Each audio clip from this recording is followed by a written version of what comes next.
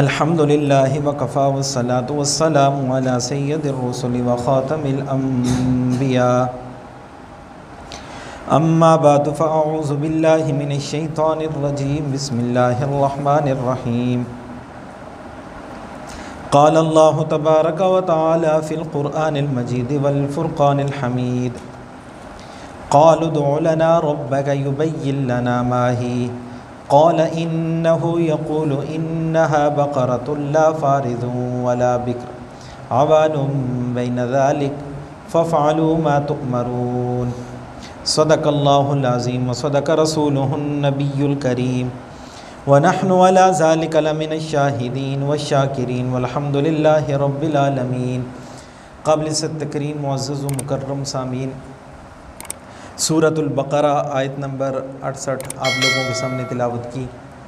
इस आयत करीमा से पहली आयत के अंदर अल्लाह तबारक व तआला ने बनी इसराइल के एक वाक़े की तरफ इशारा फरमाया था कि बनी इसराइल के एक मालदार बंदे को उसके रिश्तेदारों में से अक्सर उन्होंने लिखा उसके भतीजे थे, उसको किसी दूसरी बस्ती के अंदर लेके गए और वहाँ पे उसकी मीरास की लालच के अंदर उसको कत्ल किया।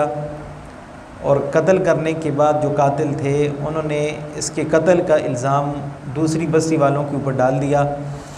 दूसरी बस्ती वालों ने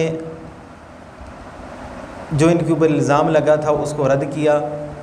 इनका बहस मुबाहिसा बढ़ा, तू तकरार बढ़ी, तो वक़्त के नबी सैयदना मूसा अलैहिस्सलाम तक मामला पहुंचा, उन तक बात पहुंची। तो सैयदना मूसा अलैहिस्सलाम के पास जब ये मामला आया तो अल्लाह पाक ने वही के ज़रिए मूसा अलैहिस्सलाम के ऊपर ये बात आश्कारा फरमाई कि वइज़ क़ाल मूसा लिक़ौमिही, ए मूसा आप अपनी कौम वालों से कह दीजिए।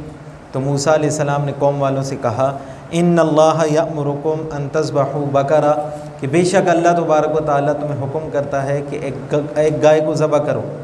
गाय ज़बह करो, ज़बह करने के बाद उस गाय के गोश्त को उस मुर्दे के जिस्म के साथ लगाओ, वो मुर्दा ज़िंदा हो जाएगा और ख़ुद अपने कातिल का पता बतलाएगा और वजह कत्ल भी बतलाएगा कि मुझे कत्ल क्यों किया गया। तो सैयदना मूसा अलैहिस्सलाम ने रब्बे ज़ुल जलाल का हुक्म उन्हें सुनाया तो कौम वालों ने कहा अतत्तखिज़ुना हुज़वा, के मूसा तू हमें ठट्ठा बनाता है, हमारे साथ मजाक करता है। तो सैयदना मूसा अलैहिस्सलाम ने जब कौम वालों की ये बात सुनी तो आप गुस्से में आए और गुस्से के अंदर आपने ये जुमले इरशाद फरमाए अऊज़ु बिल्लाहि अन अकून मिनल जाहिलीन, मैं अल्लाह तबारक व तआला की पनाह में आता हूँ कि मैं जाहिलों में से हो जाऊँ। यानी मूसा अलैहिस्सलाम ने पस पर्दा ये पैगाम इंसानियत को दिया कि किसी के साथ ठट्ठा करना, किसी के साथ मजाक करना, किसी के साथ इस्तेहज़ा करना ये जाहिल लोगों का काम हुआ करता है, नबियों का काम नहीं होता, ज़ी इल्म शख्सियात का काम नहीं हुआ करता।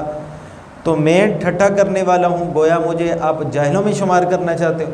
तो फिर कौम वाले जो मूसा अलैहिस्सलाम के हाथों के ऊपर सैकड़ों मोइज़ात का ज़हूर देख चुके थे, तो फिर कौम वालों ने समझ लिया कि वाक़अतन मूसा अलैहिस्सलाम जो इरशाद फरमा रहे हैं वही हकीकत है, तो हमें कोई ना कोई गाय ज़बह करनी पड़ेगी। फिर कौम वाले जो थे खुसूसियत के साथ उस मकतूल के वरसा, उनको हुक्म खुसूसियत के साथ था, तो उन्होंने मूसा अलैहिस्सलाम के सामने दरख्वास्त की कि मूसा आप अपने रब से हमारे बारे के अंदर ये पूछें कि वो गाय कैसी होनी चाहिए, उसकी सिफ़ात कैसी हो। तो मूसा अलैहिस्सलाम को रब्बे ज़ुल जलाल ने बतलाया, तो उन्होंने फिर सवाल किया, फिर रब्बे ज़ुल जलाल ने कुछ और सिफ़ात बतलाई, फिर सवाल किया, फिर सिफ़ात बतलाई।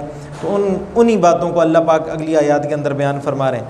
क़ालू उद्उ लना रब्बका युबय्यिन लना मा ही, क़ालू कौम वालों ने कहा उद्उ लना कि आप दुआ कीजिए, लना हमारे लिए, रब्ब का अपने रब से, युबय्यिन लना कि वो वाज़े करे, लना हमारे लिए, मा ही कि वो गाय कैसी होनी चाहिए। क़ाला तो सैयदना मूसा अलैहिस्सलाम ने फरमाया इन्नहु यक़ूल, बेशक वो अल्लाह तबारक व तआला फरमाता है, इन्नहा बक़रतुन कि बेशक वो गाय ऐसी हो कि ला फ़ारिज़ुन ना ज़्यादा बूढ़ी हो, वला बिक्र और ना ही ज़्यादा जवानुल उम्र हो, अवानुम बैन ज़ालिक दोनों के बीच बीच में हो, न बहुत ज़्यादा बूढ़ी हो न बहुत ज़्यादा जवान हो, दरमियान में हो। फ़फ़अलू मा तुअमरून, बस कर गुज़रो मा तुअमरून जो तुम्हें हुक्म दिया गया। तो तो अब इन्होंने सवालात का सिलसिला शुरू किया था। सैयदना मूसा अलैहिस्सलाम अपने कौम की खबासत को, उनकी जहन की तीनत को, उनकी गंदगी को समझते थे कि ये फिलफौर अमल करने वाले लोग नहीं, अपने ऊपर पाबंदियाँ लगवाएंगे, फिर इनके लिए गाय मुश्तबे हो जाएगी, मुश्किल हो जाएगी ढूंढनी। तो मूसा अलैहिस्सलाम ने पहले ही सवाल के जवाब के अंदर उन्हें इरशाद फरमा दिया, फ़फ़अलू मा तुमरून, जो कुछ तुम्हें हुक्म दिया जा रहा है बस तुम उसे कर गुजरो। जब तुम वो वाला मामला कर गुजरोगे तो तुम्हारे लिए सख्तियाँ नहीं आएंगी। इसी वजह से हम सब के प्यारे महबूब हज़रत मोहम्मद मुस्तफ़ा सल्लल्लाहु अलैहि वसल्लम ने फरमाया कि जब अल्लाह पाक ने उन बनी इसराइल को पहली मरतबा हुक्म दे दिया था अंतज़बहू बकरा, कि गाय को ज़बह करो, तो उसी वक्त वो गाय को ज़बह कर लेते और कोई भी गाय होती तो उसके साथ उसके गोश्त को मुर्दे के साथ लगाते, अल्लाह पाक उसको हयात अता फरमा देते। लेकिन उन्होंने सवालात करने शुरू किए, अपनी खबासत की वजह से, अपनी ऐसी गंदी जहनीत की वजह से सवालात की, अपने ऊपर पाबंदियाँ लगवानी शुरू कर दी और उन पाबंदियों की वजह से ये बड़ी मुश्किल के अंदर पड़ गए कि ऐसी गाय उनको उस इलाके के अंदर मिल ही नहीं रही थी। जब मिली तो वो एक ही गाय थी और फिर उस गाय को बेचने वाले जो थे वो बेचने के लिए तैयार नहीं थे। फिर मुँह मांगी कीमत उन्होंने मांगी जो, तो वो वाली कीमत इनको देनी पड़ी और इन लोगों को बड़ा नुकसान हुआ। तो वो नुकसान इनको जो हुआ था इनके अपने सवालात की वजह से हुआ था। लेकिन उलमा ने लिखा इसके अंदर भी रब्बे ज़ुल जलाल की कोई ना कोई मसलहत थी। हकीकत के अंदर वो अल्लामुल ग़ुयूब ज़ात जानती थी कि अल्लाह तबारक व तआला इनके माल व असबाब के ज़रिए जो इनके अंदर से अल्लाह पाक ने इनके माल व असबाब को निकाल के किसी यतीम की परवरिश रब्बे ज़ुल जलाल करवाना चाहते थे। अल्लाह पाक ने इनसे ये वाले सवालात करवाए, ये इस तरह फंसे और माल व असबाब मुँह मांगी कीमत की सूरत के अंदर उस यतीम बच्चे और उसकी माँ को उनको देना पड़ा। और वो वाक़या तफसीर अज़ीज़ी वालों ने लिखा है कि एक बंदा फौत हुआ। जब फौत होने लगा तो उसने अपने पीछे अपने एक बच्चे को छोड़ा और अपनी एक बेवा को छोड़ा और माल असबाब में से कोई चीज़ उसके पास नहीं थी सिवाय एक गाय या उसके बछड़े के, इसके अलावा कोई और चीज़ उसके पास नहीं थी। तो उस मरने वाला बड़ा नेक सीरत इंसान था। उसने मरते मरते अल्लाह तबारक व तआला के सामने दुआ की कि अल्लाह पाक मेरे पास तो और कोई ख़ास माल असबाब है नहीं, ये एक बछड़ा सा है, ये अल्लाह तबारक व तआला इसके अंदर मेरे बच्चे के लिए बरकत को पैदा फरमा दे। तो अल्लाह तबारक व तआला ने उसकी दुआ को कबूल फरमा लिया। फिर इस गाय का जो बच्चा था या ये गाय थी, अल्लाह पाक ने इसके अंदर बरकत को पैदा फरमाया और वो बरकत मुँह मांगी कीमत की सूरत के अंदर उन बनी इसराइल वालों को इनको देनी पड़ गई। और ये जो बच्चा था जिसके लिए उसके वालिद ने दुआ की थी, वालिद भी नेक सीरत था तो ये बच्चा भी नेक सीरत था। इसके मुताल्लिक़ दो किस्म के वाक़यात तफसीर की किताबों के अंदर मिलते हैं। एक वाक़या इब्न कसीर वालों ने लिखा है कि ये बच्चा इतना नेक सीरत था कि वालिदैन का बड़ा ही फर्मा बरदार था कि एक मरतबा हीरा फ़रोख्त करने वाला बंदा आया, हीरा फ़रोख्त करना चाहता था, ये बच्चा ख़रीदना भी चाहता था। उसने हीरे की कीमत 80,000 लगाई। तो इस बच्चे ने चाहा कि हम ख़रीदें, लेकिन इसने कहा कि मेरे अब्बू सोए हुए, अगर वो जाग रहे होते तो मैं उनसे पूछ के इजाज़त लेके आपसे ख़रीद लेता। तो हीरा बेचने वाले ने कहा कि ठीक है आप अपने वालिद को जगा लो। तो इस बच्चे ने कहा कि नहीं, मैं इस हीरे की खातर वालिद की नींद के अंदर खलल पैदा नहीं करना चाहता, मैं उनको नहीं जगा सकता। फिर हीरा बेचने वाले ने उसकी कीमत कम करके भी दिखलाई कि मैं कम कीमत के अंदर भी देने के लिए तैयार हूँ, अब वालिद को जगा लो, लेकिन उन्होंने नहीं जगाया। तो रिवायात के अंदर आता है कि इसने वालिद की नींद का इतना ज़्यादा इकराम किया, इतना ज़्यादा ख्याल किया, अल्लाह तबारक व तआला ने इसकी इस नेक सीरत वालिद के साथ जो मामला था, इस मामले के पेश नज़र रब्बे ज़ुल जलाल ने इसके माल असबाब के अंदर बरकत पैदा फरमाई और वो बरकत मुँह मांगी कीमत की सूरत के अंदर रब्बे ज़ुल जलाल ने मुस्तक़बिल के अंदर इसको अता फरमाई थी।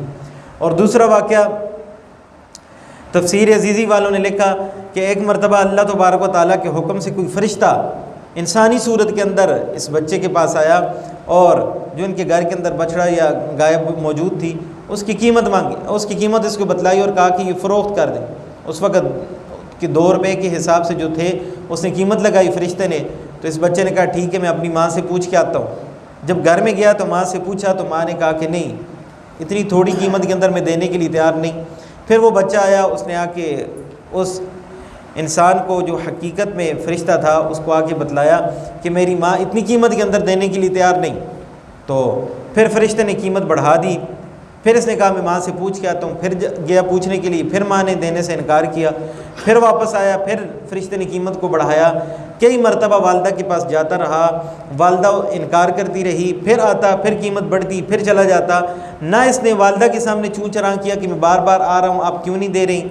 ना इसने फरिश्ते के सामने कोई चूँ चरां किया, बड़े ही अदब का मुजाहरा किया कि मेरी माँ नहीं दे रही तो मैं माँ की रजामंदी के बगैर तो इस चीज़ को दे नहीं सकता। तो फरिश्ता बार बार कीमत को बढ़ाता रहा। फरिश्ते ने इसकी ताबेदारी फरमाबरदारी को देखा तो फरिश्ते ने कहा कि तो वालदा का बड़ा ही ताबे फरमान है, ताबेदार है। इस ताबेदारी की बरकत से अल्लाह तबारक व तआला तुम्हें कुछ अता फरमाएंगे कि कुछ लोग तुम्हारे पास ये वाला बछड़ा ख़रीदने के लिए आएँ तो तुम उससे थोड़ी कीमत वसूल नहीं करना, मुँह मांगी कीमत मांगना, जितनी तुम मांग सकते हो उतनी कीमत वो तुम्हें देंगे। अल्लाह तबारक व तआला तुम्हें इसके अंदर बरकत अता फरमाएंगे। और हकीकत के अंदर हुआ भी ऐसा ही। तो इन्होंने पहला सवाल किया कि मूसा अलैहिस्सलाम से कि वो गाय कैसी हो, तो अल्लाह तबारक व तआला ने बतलाया कि ला फारिज़ुम वला बिक्र, न बहुत ज़्यादा बूढ़ी हो न बहुत ज़्यादा जवान हो, अवानुम बैन ज़ालिक, इसके बीच बीच में हो। तो अब इनको चाहिए था कि कोई बिल्कुल नो उम्र भी ना हो, बिल्कुल बूढ़ी भी ना हो, दरमियानी उम्र की कोई गाय पकड़ तो उसको ज़बह कर लेते, लेकिन अपने जहन के अंदर जो खबासत थी उसको निकाल रहे थे। फिर उन्होंने जाके मूसा अलैहिस्सलाम से सवाल किया, कालू, इन कौम वालों ने कहा, उदउ लना रब्बक, के मूसा अपने रब से हमारे लिए दुआ कीजिए, युबय्यिन लना, कि वो वाज़े कर ले हमारे लिए, मा लौनुहा, कि उस गाय का रंग कैसा हो। तो सैयदना मूसा अलैहिस्सलाम ने फरमाया, काल, फरमाया, इन्नहू, बेशक वो अल्लाह तबारक व तआला यक़ूल, फरमाता है, क्या फरमाता है, इन्नहा बक़रतुन, कि बेशक ये जो गाय है, सफ़राओ, ज़र्द रंग की हो।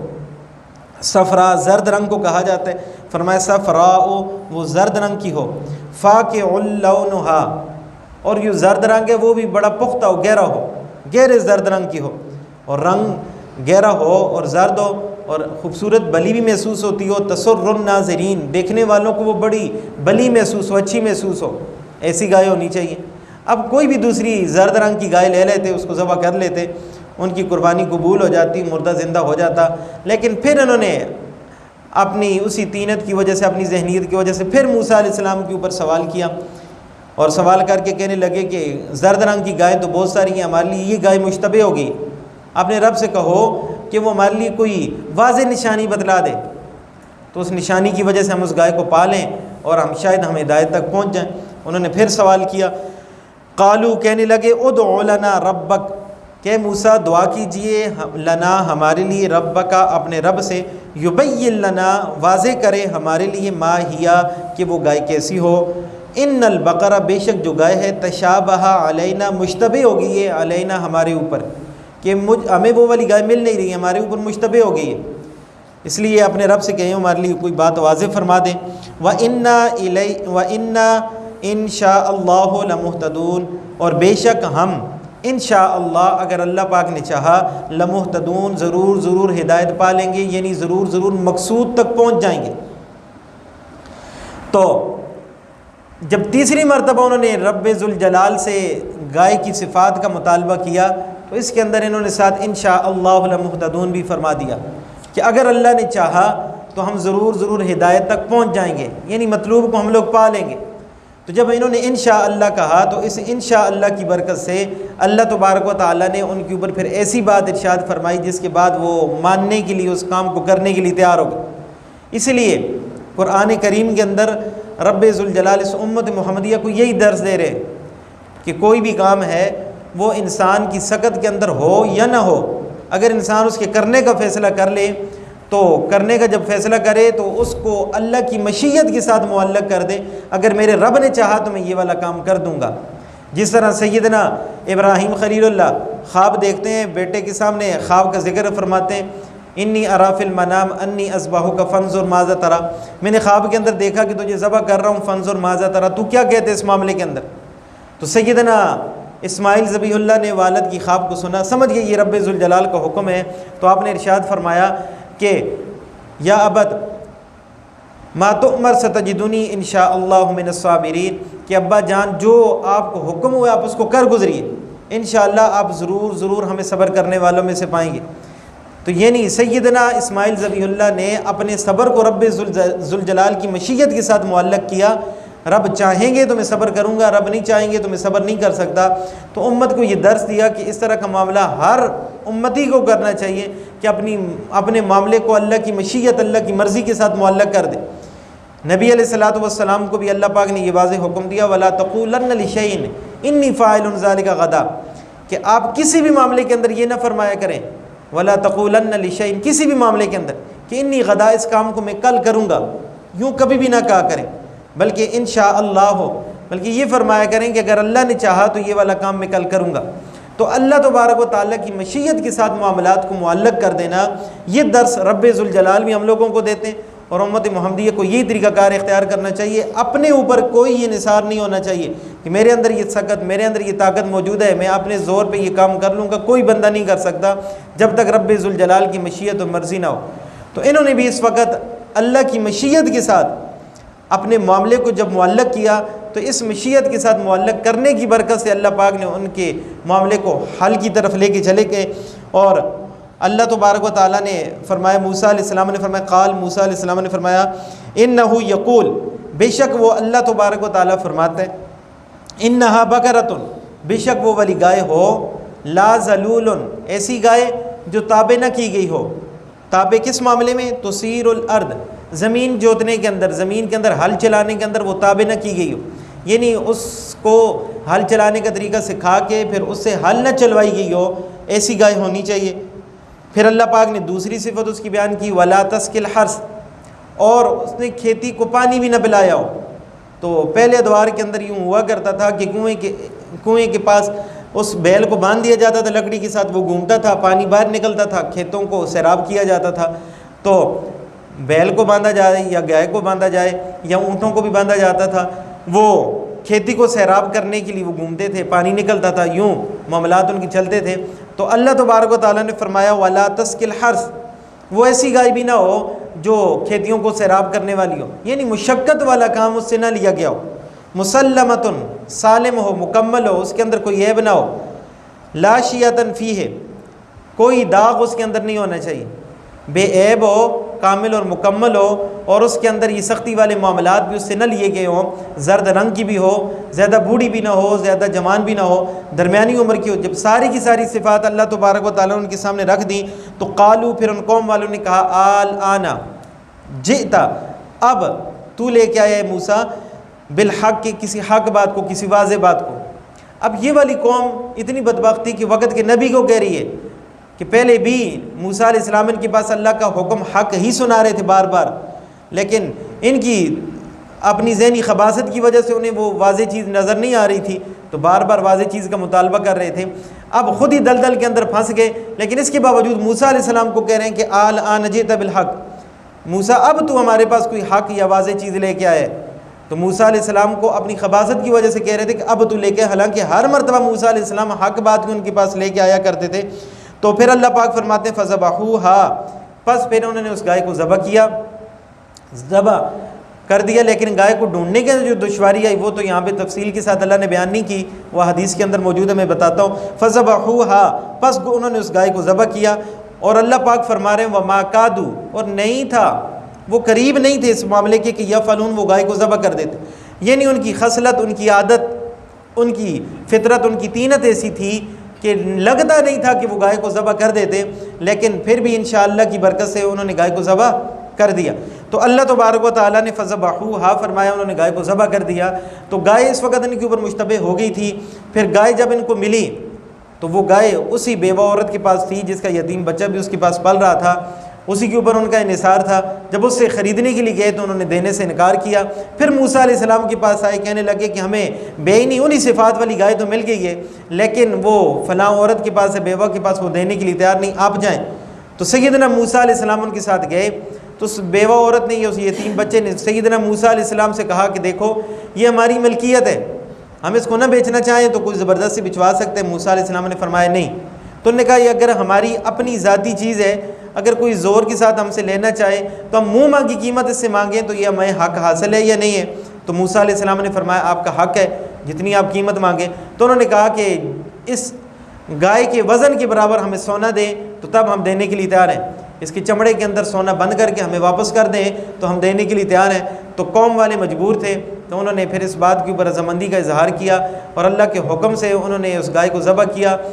ज़बह करके फिर उसकी जो चमड़ा था उसके अंदर उन्होंने सोने को भर के उनको वापस किया। यूँ उस यतीम बच्चे की किफ़ालत का सामान भी रब्बे ज़ुल जलाल ने पर्दा गैब से असबाब की सूरत में, बरकत की सूरत में पैदा फरमाया और इनका मसला भी हल हुआ।